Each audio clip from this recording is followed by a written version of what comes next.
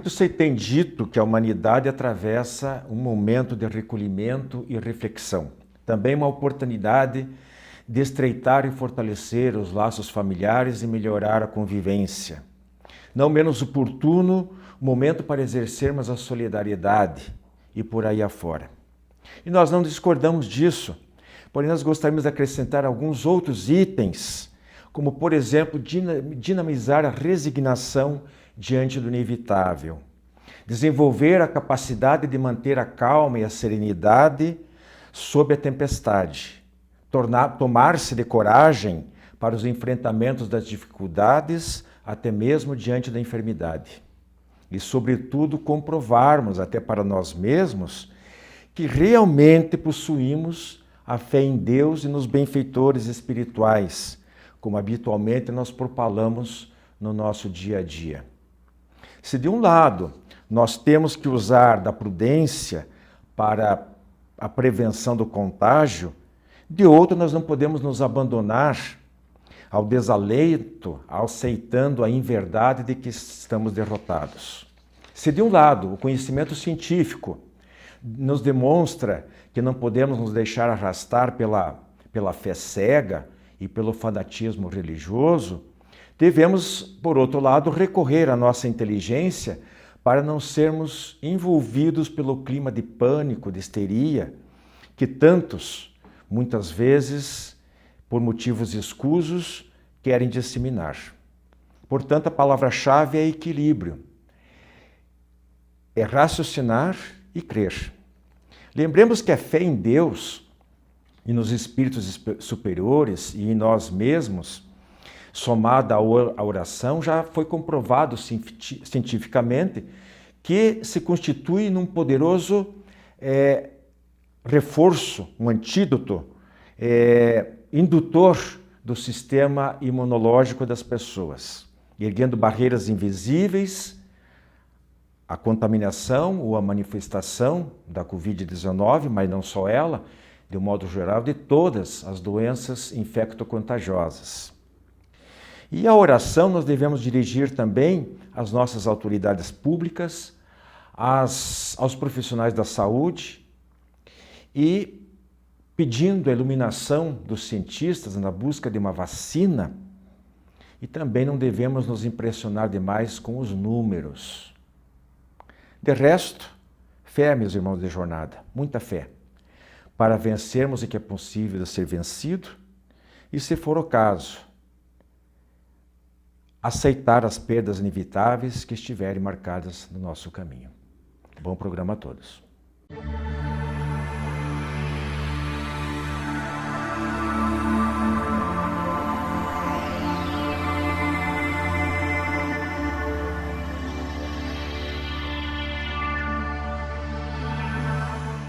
A visão de Deus na atual crise da humanidade. Esse é o nosso tema livre de hoje.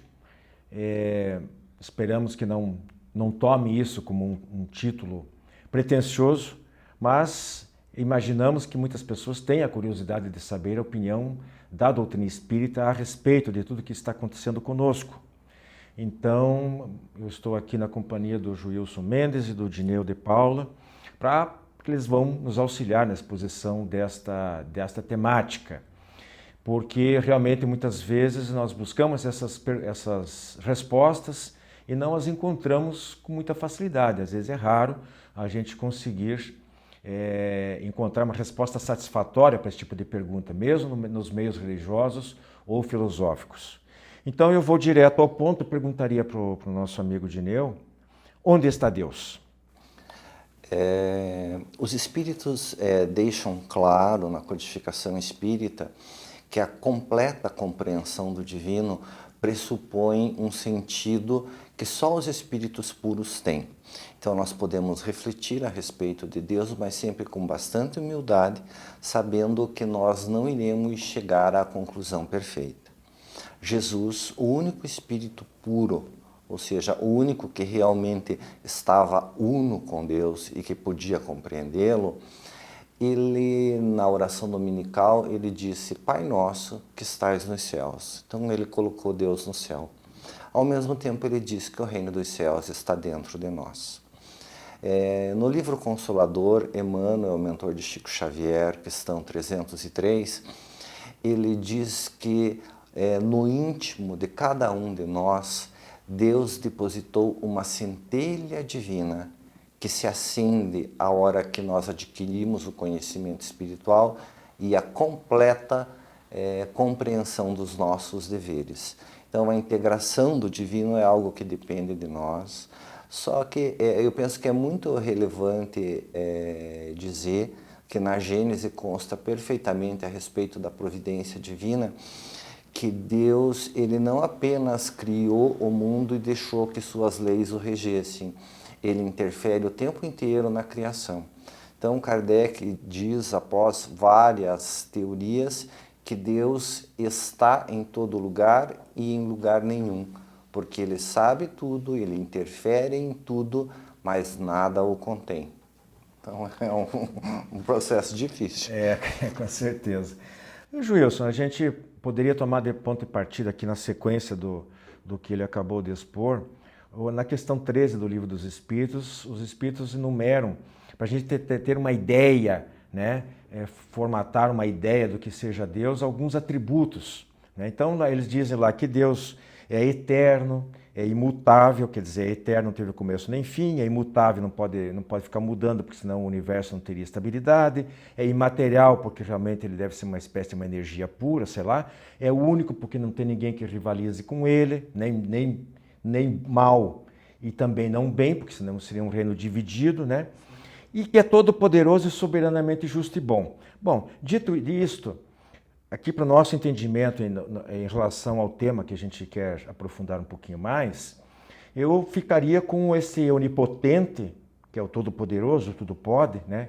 Do qual decorre também o onisciente, que é o que tudo sabe. Se ele tudo pode, ele tudo sabe. E o soberanamente bom e justo. Então, diante disso, a gente conclui que Deus está vendo tudo o que está acontecendo aqui. Ele pode tudo, a qualquer momento ele pode interferir, e ele está vendo. Por que ele permitiu, o que ele... Claro, nós podemos nos colocar no lugar de Deus, né? Mas assim, o que o Espiritismo poderia nos adiantar do porquê de uma explosão virótica como essa, essa pandemia do coronavírus? Bom, entendemos da seguinte forma, que existe sim um planejamento para toda a humanidade.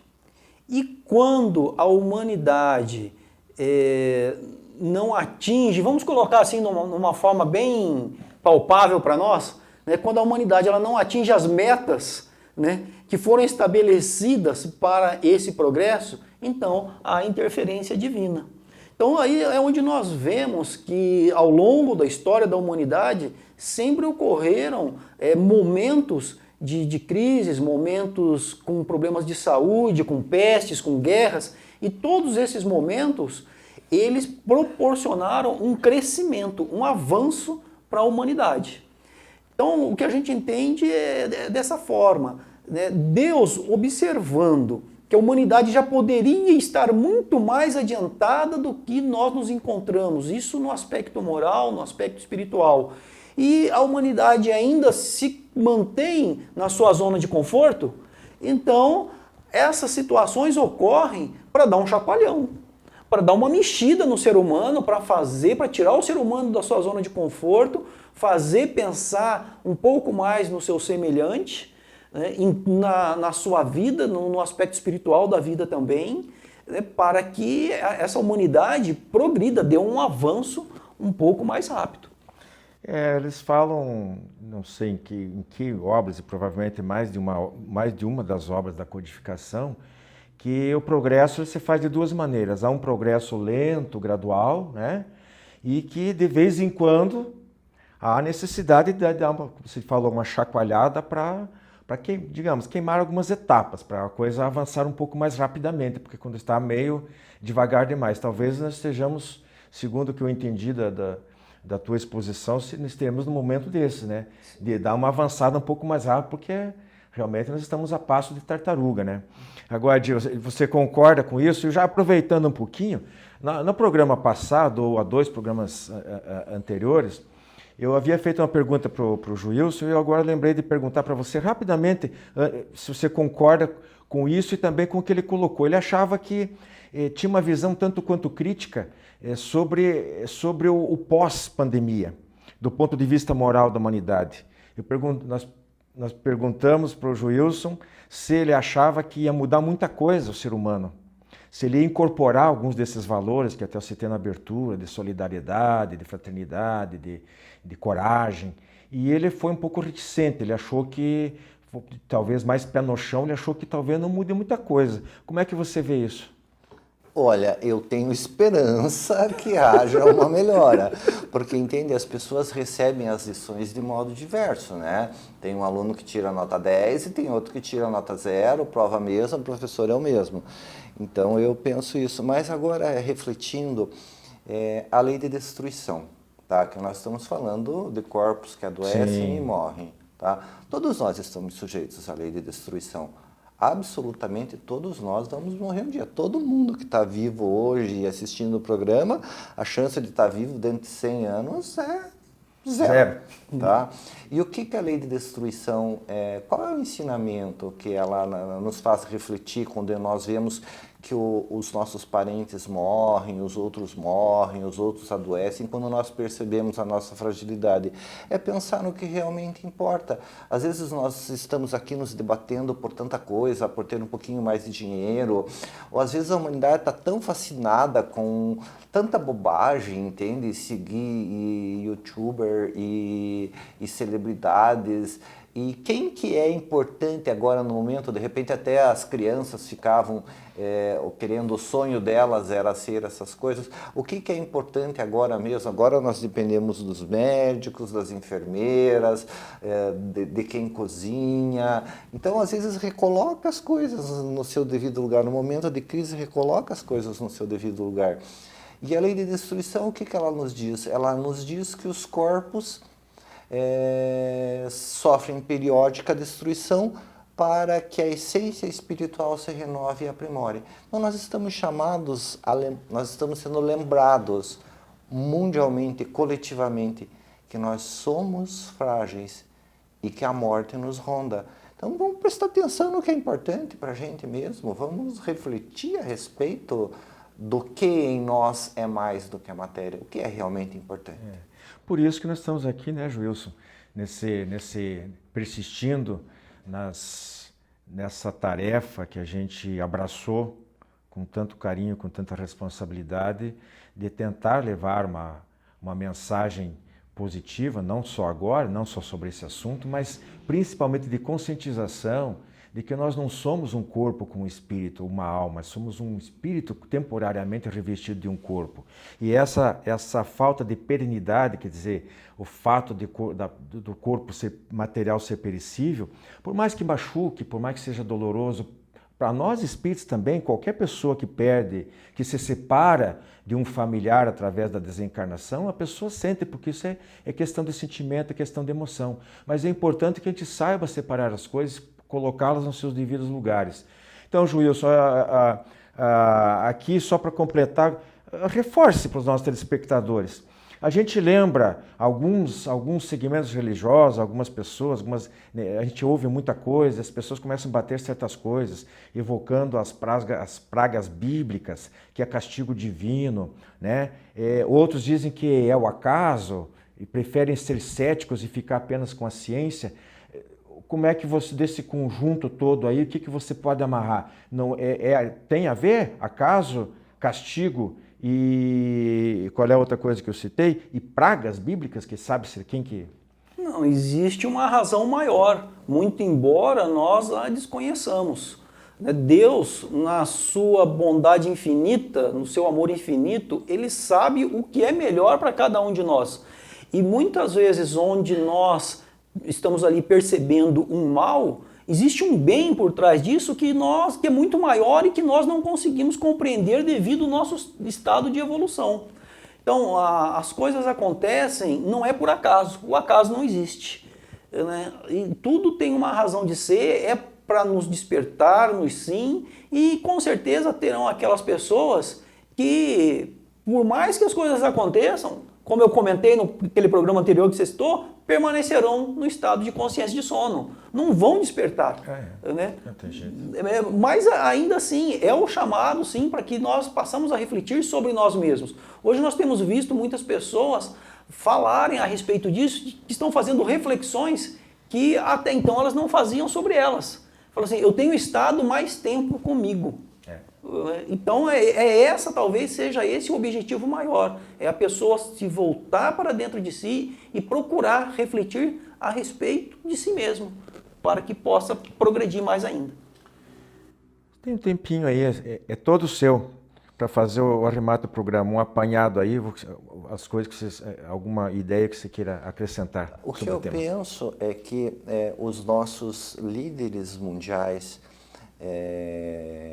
dos vários países, até bem pouco tempo atrás, eles estavam muito belicosos, né? Havia uma grande belicosidade no ar. E hoje está-se, na verdade, tentando aprender com os erros dos outros. Tá? Existe um movimento de solidariedade, claro que há exceções, né? Mas a humanidade em geral ela está percebendo que é impossível, que nós estamos interligados, eu não tenho como ser feliz sozinho. Todos no mesmo entende? barco. Exatamente. Se por acaso alguém pega o vírus, passa o vírus para mim, entende? Então, não tem como eu me cuidar sozinho. Nós somos irmãos, nós somos da mesma família. E nós precisamos nos ajudar. Eu acredito que talvez a lição que a gente tire disso seria, primeiro, valorizar o que é realmente importante, repensar essa cultura de futilidade e pensar que somos realmente seres espirituais e que estamos vivendo uma experiência material e nós já morremos quantas vezes. Então, se o pior que pode nos acontecer é morrer, nós já passamos por isso inúmeras vezes, né? Então, o ruim não é exatamente o que nos acontece, mas a forma que nos acontece. Então, que no futuro nós possamos ter a satisfação de pensar que passamos por esse momento com dignidade. É isso, meus irmãos. Então, fica aí a nossa mensagem de otimismo, de fé, de coragem, né? de sabedoria, inclusive, de lidar com essa situação toda, porque, na verdade, a pressão é bastante grande de vários tipos, especialmente no nosso país, né? Que vem já aí ao longo de alguns anos, décadas, sofrendo em diversas áreas, na área política, na área econômica, e agora tem que conviver com mais esta situação. Então é importante que a gente tenha em mente realmente o que é mais importante. Joilson, você tem 30 segundos para fazer o fecho do nosso tema livre.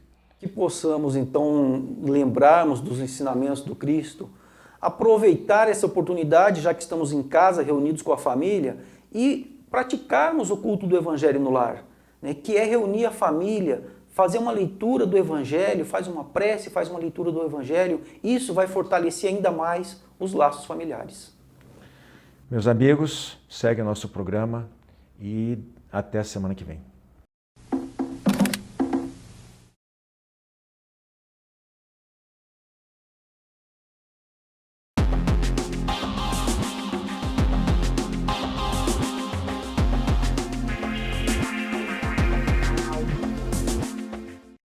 Olá, amigos! No quadro Espiritismo Responde de hoje, temos a seguinte questão. Que tipo de espíritos visitam os centros espíritas nas sessões mediúnicas? Bem, para falarmos sobre esse assunto ou respondermos essa questão, temos que entender primeiro dois aspectos. O que são sessões mediúnicas e falarmos também um pouquinho, brevemente, a respeito da mediunidade. Bem, as sessões mediúnicas é um conjunto de trabalhadores espíritas que estudaram, né, que estão se desenvolvendo dentro da doutrina, então realizaram cursos básicos, começaram a estudar o Evangelho segundo o Espiritismo, estudaram o Livro dos Espíritos, estudaram os outros livros da codificação e realizaram os cursos que são indicados para o desenvolvimento da mediunidade. Por exemplo, o curso específico de desenvolvimento do mediúnico, né, e aprendizagem teórica dos livros dos espíritos e dos livros dos médiuns. Então, toda casa espírita tem os seus cursos, que são os cursos referentes àquele conjunto de trabalho que existe naquela casa. Nessa casa espírita, então, tem um curso específico para desenvolvimento mediúnico, né? Segundo Allan Kardec, no livro dos médiuns, a capacidade ou o desenvolvimento mediúnico pode ocorrer com cada pessoa, porque há pessoas que têm uma maior sensibilidade para detectar o mundo espiritual e há indivíduos que têm menor sensibilidade. Uma vez que nós estudamos e que realizamos os cursos, pode ser que a nossa mediunidade seja desenvolvida adequadamente. Aqui é um ponto importante, porque não é qualquer pessoa que pode adentrar num grupo de trabalho mediúnico. É necessário desenvolvimento primeiro, se instruir, né? Que é um dos eixos do Espiritismo, né? Amai-vos e instruí-vos. O Kardec traz no livro dos médiuns também a questão dos grupos que vão trabalhar com a mediunidade, que esses grupos precisam ser sérios e precisam ser instrutivos também, porque apesar de uma pessoa ter toda a boa vontade e ela não tem instrução, também não será ou não poderá trabalhar num grupo mediúnico. Bem, a segunda parte da resposta seria: esse grupo mediúnico ele vai atrair todo tipo de espírito. Depende do médium, depende dos indivíduos que compõem o grupo, depende do objetivo desse grupo. Então, nós podemos entender que quem coordena esses grupos mediúnicos é a espiritualidade. São os mentores daquela casa, os espíritos protetores daquela casa. Então, eles vão coordenar que tipo de trabalho será realizado, desde que aqueles médiuns sejam disciplinados, estejam ali com o propósito do amor ao próximo, para exercer a caridade, para fazer aquilo com todo o coração, com todo o amor, e estejam voltados à prática do bem.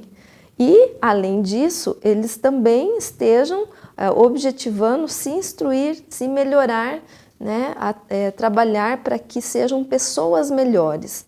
Então, uma vez que esse grupo está unificado nesses objetivos e está sintonizado para o bem, para fazer o trabalho de caridade e amor ao próximo, os espíritos protetores desse grupo trazem espíritos sofredores, espíritos que muitas vezes precisam ser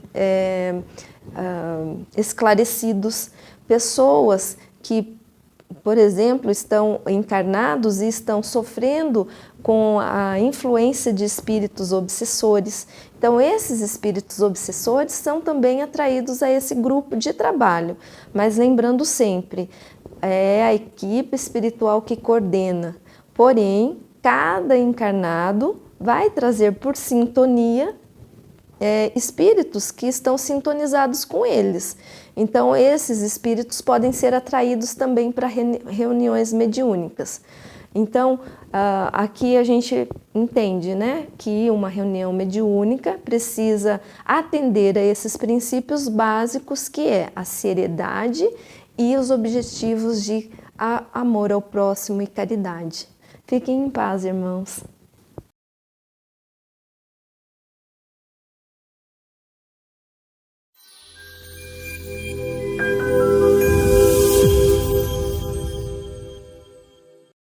Olá, tudo bem? No quadro Fonte Allan Kardec de hoje, nós vamos comentar um pouco a respeito da reencarnação. Allan Kardec ele deixou muito bem explicado nas suas obras a respeito desse assunto, tanto no livro A Gênese, no Evangelho segundo o Espiritismo, no livro dos Espíritos, em todas as suas obras.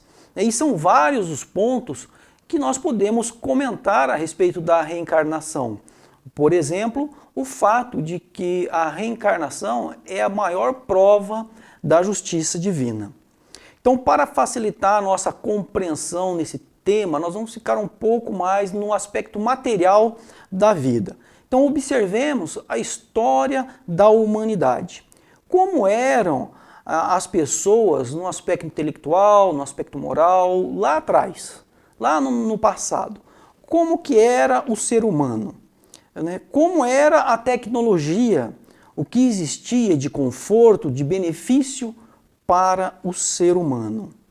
Então, com o passar do tempo, nós vemos que o ser humano ele vem se superando a cada fase da sua existência. Se nós observarmos lá atrás como era e todo o conforto, toda a comodidade que nós temos hoje, nós vamos ver que evoluímos bastante neste ponto, né? E se nós formos pensar que fomos criados no momento do nosso nascimento, nós vamos ter que reconhecer, somos forçados a acreditar que Deus é injusto, né, ou ele é imperfeito. E nós sabemos que esses adjetivos eles não cabem ao Criador.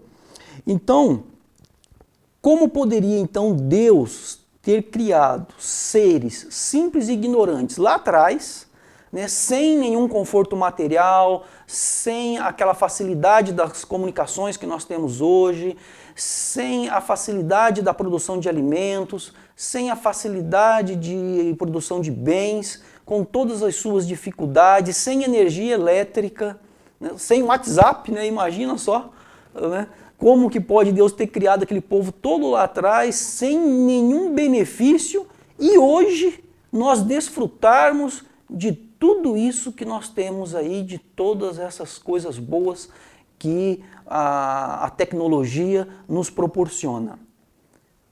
Nós temos que pensar que Deus foi injusto com os nossos antepassados, se fôssemos criados no momento do nosso nascimento. Então Deus teria sido injusto com eles, né? Ou seria mais fácil nós pensarmos, né, que Deus, né, proporcionou àqueles mesmos seres ignorantes lá de trás, simples, né, novas oportunidades em que eles foram se melhorando, progredindo, foram se adaptando e criando coisas novas para chegarmos no que nós somos hoje. Não seria mais justo pensarmos assim? Não seria mais justo pensarmos num Deus que nos deu toda essa oportunidade de crescimento e de aprendizado? Então essa é a nossa reflexão a respeito da reencarnação, dessa justiça divina que Deus concede a cada um de nós, e por mais que eu não esteja satisfeito com a minha vida, com a minha existência atual, eu sei que lá na frente Ele vai me conceder novas oportunidades de aprendizado e de crescimento. E é muito melhor nós pensarmos, e aí é onde nós falamos sempre que a doutrina ela é consoladora nesse aspecto, porque Deus ele sempre vai nos dar uma outra oportunidade. Quantas oportunidades foram necessárias para o nosso avanço, para o nosso progresso, para a nossa melhora, seja ela material ou moral, espiritual, para o nosso avanço de uma forma geral, até chegarmos à condição de espíritos puros. E se nós pensarmos ainda que não exista a reencarnação pensarmos daqui a 500 anos, pensarmos o que era o Brasil há 500 anos e o que é o Brasil hoje, 500 anos depois, e projetarmos mais 500 anos à frente, então Deus também estaria sendo injusto conosco. Porque se de 500 anos para trás, para hoje, nós já tivemos toda essa melhoria, eu fico tentando imaginar o que é que vai ter de benefício para o ser humano em termos de saúde, de alimentação, de tudo, daqui a 500 anos. Vamos pensar e refletir a respeito. Muita paz a todos.